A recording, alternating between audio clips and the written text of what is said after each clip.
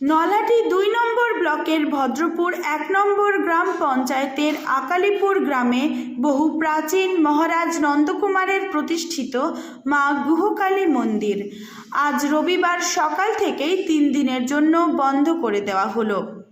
মন্দিরের বাইরে টাঙিয়ে দেওয়া হলো বন্ধের পোস্টার। মন্দিরের পুরোহিত জানান, মায়ের অঙ্গরাগের কাজ চলার জন্য ৩ দিন বন্ধ থাকবে মন্দিরের মুখ্য দ্বার।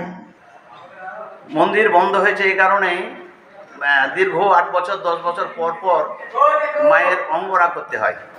তো এবছর এটা ১০ বছর পরে মায়ের অঙ্গরাগ হচ্ছে আর কি। আজ থেকে শুরু হলো, মোটামুটি ৩ দিন মাতৃদর্শন বন্ধ থাকবে। হ্যাঁ, একমাত্র মন্দিরের ভিতরে যারা অঙ্গরাগ করবেন তারাই আছেন। মাতৃদর্শন পুরোপুরি বন্ধ ৩ দিন। সপ্তমীতে মন্দির উন্মোচন করা হবে মায়ের মূর্তি।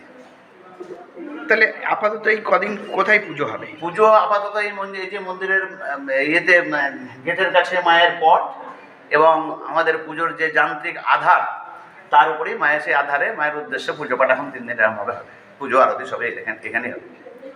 3 দিন এখানেই পুজো আরতি হবে।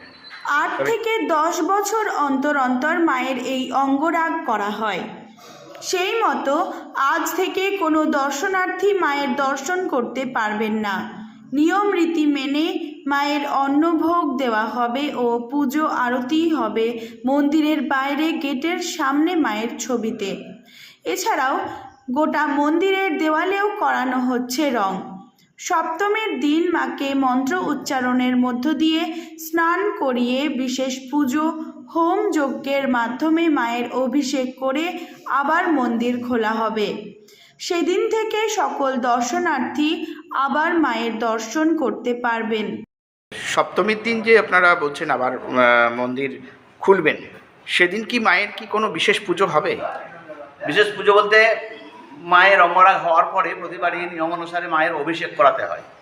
তো মায়ের মূর্তির গায়ে তো জল টল ঢালা যায় না, ওই পঞ্চগব্য পঞ্চামৃত, তারপরে স্নানের যেসব আনুষাঙ্গিক উপাচার সেসবগুলো দিয়ে মায়ের মন্ত্রে স্নান মন্ত্রে মাকে স্নান করিয়ে মাকে ওগুলোকে স্পর্শ করানো হবে এবং পরিষ্কার করে মুছে টুছে দিয়ে একটু বিশেষভাবে পুজো একটু হোমযজ্ঞ করে মায়ের অভিষেকটা করানো হবে।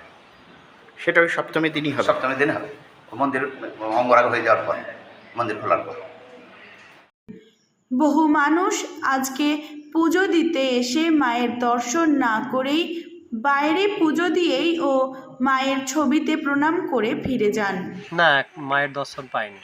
হ্যাঁ, কি দেখলেন এসে? দেখলাম পর্দা দিয়ে ঢাকা আছে মায়ের, মানে যে মূর্তিটা সেটা দেখতে পেলাম না। ওনাদের যে পুরোহিত তাদের কাছ থেকে বুঝতে পারলাম যে পুজো দেওয়া যাবে, বাইরে থেকে পুজোটা দিতে হবে।